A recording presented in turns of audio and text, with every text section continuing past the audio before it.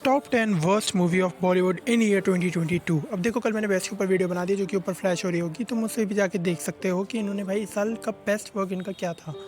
लेकिन अब हम बात करने वाले हैं भाई बॉलीवुड की 10 सबसे ज़्यादा बेकार मूवीज़ के बारे में, जिसमें से भाई नंबर 10 के ऊपर मैं रखना चाहूँगा राधे श्याम को। देखो, एक्सपेक्टेशन के हिसाब से मूवी बिल्कुल भी खरीद नहीं होती थी, परफॉर्मेंसेज भी बिल्कुल मेमोरेबल नहीं थी।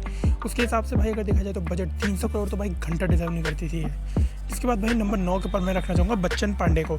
अब देखो, मैं बताऊँ तो इस मूवी के अंदर भी भाई कुछ हाइज एंड लोज थे, काफ़ी हद तक भाई तीसरा खान वाली वाइब दे रही थी मेरे को। और भाई सबसे बड़ी और सबसे ज़्यादा बुरी बात जो थी ना, वो ये थी कि भाई इसने एक्चुअली में डिसअपॉइंट करा कि जो इन्होंने दिखाया था ट्रेलर के अंदर वो इन्होंने ऑफर ही नहीं करा। ट्रेलर के अंदर हार्डकोर एक्शन खून खराबा देखने को मिल रहा है, मूवी देखोगे तो कुछ भी नहीं है, ब्रेनलेस कॉमेडी है। ये मेरे को चीज़ बहुत ही ज़्यादा बेकार लगी थी इसके रिगार्डिंग।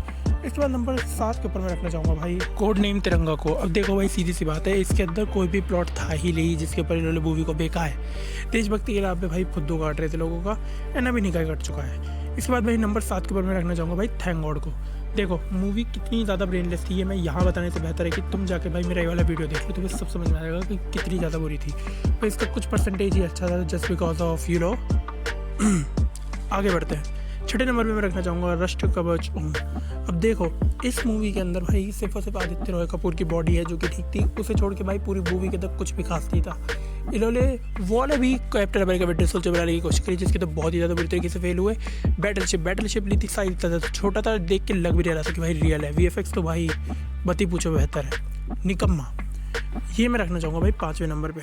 एक्चुअली इसे तो ज़मीन में गाड़ देना चाहिए था, और ये और ज़्यादा नीचे होनी चाहिए थी, ये शायद ऊपर। छोड़ो, इसके एक्सपीरियंस की बात करी जाए तो भाई ये नानी की एमसी का रीमेक थी, एंड बहुत ही ज़्यादा बुरी तरीके से रीमेक करा गया था। एमसी मुझे ठीक लगी थी, एंड ये जो थी यार, मतलब ऐसा लग रहा था कि क्या मतलब कुछ भी चले जा रहा है। एंड शिल्पा शेट्टी अचानक से पुलिस बन जाती है, कुछ पॉइंट ही नहीं है भाई, क्या दिखाना चाहते हो तुम।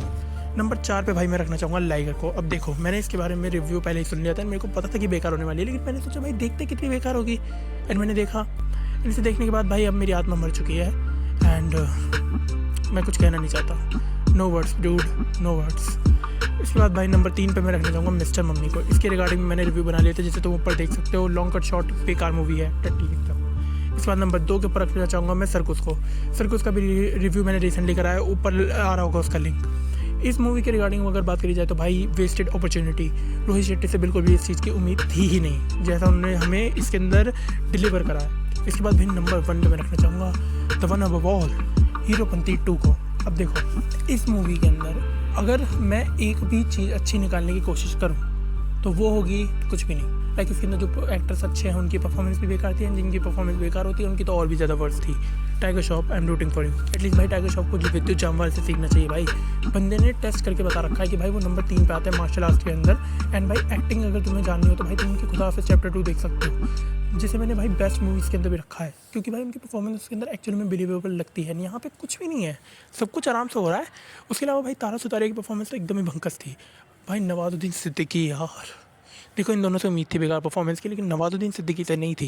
इन्होंने पता नहीं क्या ही रोल करा है। तुम लोगों ने बहुतों का रोस्ट वगैरह देख रखा होगा, तब तक मैं था नहीं तो मैं भी बना देता। ओके, यही थी मेरी टॉप 10 वर्स्ट मूवी बॉलीवुड वाली इन ईयर 2022। तुम्हारी क्या है कमेंट सेक्शन के अंदर बताओ। मेरे हिसाब से इसके अलावा और कोई आएगी भी नहीं। जो भी है लिख देना।